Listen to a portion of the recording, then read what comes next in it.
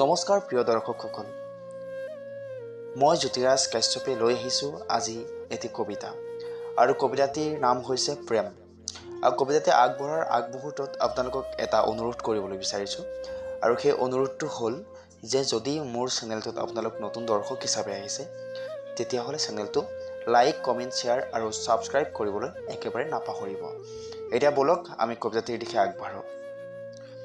কবিতাটিৰ শিৰোনাম হৈছে প্ৰেম। কাৰোবাক ভাল পাব লাগিলে এখন ডাঙৰ হৃদয় লাগে। নিজৰ কষ্টবোৰ নীৰৱে লুকুৱাই আনজনৰ সুখত নিজকে বিলাই দিব পৰা এটা মন লাগে। কাৰোবাক ভাল পাব লাগিলে এখন ডাঙৰ কলিজা লাগে। অভিমানৰ মাজতো বিশ্বাস ৰাখিব পৰা আৰু ভুলবোৰ বুকুৰে আঁকোৱালি ল'ব পৰা সাহস লাগে। প্ৰেম মানে কেৱল দুটা মন নহয়, প্ৰেম মানে দুখ সুখ দুয়োটাকে একেলগে সহি যাব পৰা এখন অটুট ধৈৰ্যশীল হৃদয়।